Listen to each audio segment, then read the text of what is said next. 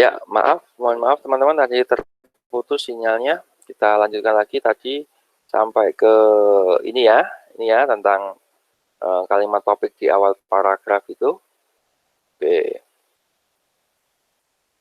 ya, sebentar, saya kecilkan dikit. Ya, sip. Selanjutnya, ini kalau kalimat topik di akhir ya. PT Serabi bagus setelah bangkrut. Itu kan kalimat di akhir ya. Oke, saya kira ini mudah lah, ini mudah. Letak kalimat di awal di akhir ini yang di awal dan akhir mudah. Oke, kita lanjutkan yang ini saja. Ini yang di tengah. Nah, ada tema. Oke, abaikan saja ini, saya delete aja. Nah, yang penting ini teman-teman, syarat-syarat paragraf ya. Yang penting ini syarat-syarat paragraf. Syarat paragraf ada beberapa hal. Yang pertama adalah kesatuan. Kesatuan, satu itu atau istilah namanya kohesi. Ya, kesatuan paragraf terbentuk jika dalam sebuah paragraf hanya terdiri dari satu pikiran pokok. Misalnya, kebebasan berekspresi berdampak pada beberapa siswa. Beberapa siswa ini kan menunjuk pada apa namanya? Merujuk pada kalimat sebelumnya. Berekspresi baru beberapa siswa sampai berhasil menjuarai, kaitannya dengan ekspresi dan kreativitas. Walaupun kebutuhan masyarakat rendah, beberapa siswa berhasil memenangkan lomba. Kreativitas tersebut membanggakan kita semua. Kesatuan, menyatu pada satu ide pokok, ya, menyatu pada satu ide pokok. Yang kedua yaitu kepaduan atau yang disebut dengan koherensi. Makanya ada istilah bersatu padu, itu pasti bersatu padu itu satu apa ya? Satu kesatuan, gitu kan? Bersatu pasti padu. Kalau hanya bersatu, contoh misalnya gini, Anda kan di kelas A, kelas B, kelas C ya, bersatu menjadi satu kelas. Kelas B, kelas A, kelas C itu bersatu. Tetapi hari ini ketika Anda menyaksikan video saya ini, Anda semuanya padu. Ya, padu. Kelas A, B, C itu padu dalam satu topik, yaitu tentang paragraf yang saya sampaikan. Itu namanya kepaduan atau istilahnya adalah koherensi, teman-teman, ya. Koherensi.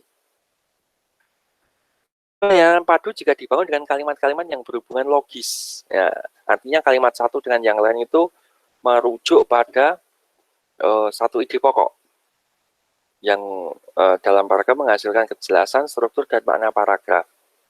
Nah, ciri-cirinya apa, Pak? Misalnya menggunakan repetisi atau kata kunci ya, menggunakan kata ganti, dan menggunakan kata transisi. Itu apa itu repetisi, kata kunci, kata ganti, dan kata transisi? Nanti bisa dilihat di contoh berikut ini. Nah, ini kata kunci. Ya, kata kunci. Budaya merupakan sumber budaya. Itu kata kunci kan? Kata kunci atau istilahnya keyword, namanya juga kata, okay? Bukan frasa apalagi klausa. Yang namanya kata itu adalah kata yang kata kunci adalah kata yang paling sering digunakan dalam sebuah paragraf atau dalam sebuah artikel atau dalam sebuah wacana begitu. Yang paling sering digunakan. Yang paling sering digunakan penggunaan katanya. Budaya gitu. Selanjutnya ini kata ganti. Ini biasa digunakan dalam paragraf yang baik ya. Paragraf yang baik menggunakan kata ganti supaya tidak monoton. Kalau tadi kan monoton, kata kunci budaya terus ya. Contoh lain begini teman-teman.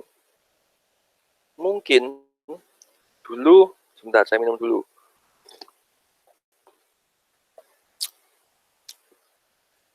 Teman-teman mungkin dulu waktu kuliah, waktu SMA sering mendapati teks bahasa Inggris yang pertanyaannya begini, it refers to, ya kan? It refers to. I like watermelon. because, that, atau this, atau it, itu kan begitu, penggunaan kata ganti. I like watermelon because I love. Kenapa kamu suka watermelon? Ya karena saya suka itu. Because I love it. Love it. It itu kan merujuk pada kata ganti watermelon alias semongko. Tarik sis, kan gitu ya. Oke, itu. Kata transisi juga sama. Transisi akibatnya, selain itu dampaknya, namun demikian, selanjutnya, dan seterusnya. Itu. Kemudian, ketuntasan, ciri yang selanjutnya. Paragraf yang baik harus tuntas. Tuntas, tuntas itu ya selesai. Tidak gantung gitu loh. Mungkin teman-teman, Anda mungkin pernah merasakan, tapi sulit berhenti.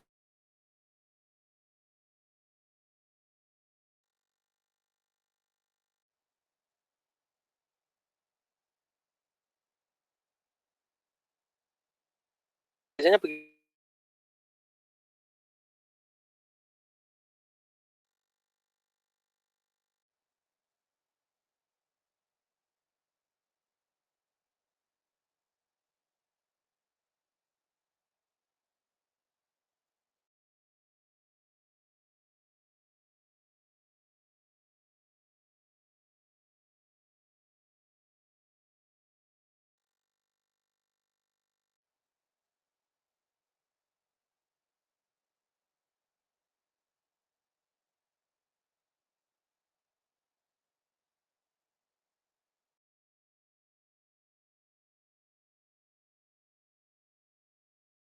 Saya kesulitannya juga mengawali.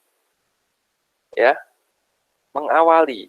Artinya mengawali itu ya awalannya memang sulit, tapi kalau sudah panas, wah itu sulit untuk berhenti.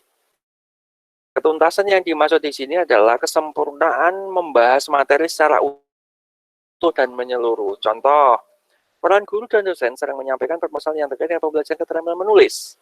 Permasalahan yang sering mereka kemukakan adalah sulitnya anak didik memulai menulis, mengembangkan gagasan, menata kalimat ke dalamnya. Kesulitan itu ternyata ditemukan di seluruh jenjang PT. Selesai. Dan termasuk saya ini ya mengalami kesulitan. Ya, sulit untuk memulai, tapi kalau sudah mulai, sulit untuk mengakhiri. Loh, piye ngono kuwi. Itu serba salah kan. Nah, jadi menulis itu ya begitu. Saya digerojok apa itu kata-kata, ide-ide, nulis gitu. Berhentinya sulit, tapi insya Allah kalau moodnya dapet, kemudian fokus, saya kira tetap bisa lah. Walaupun nanti menggantung sedikit nggak masalah. Tapi insya Allah bisa kok. Oke.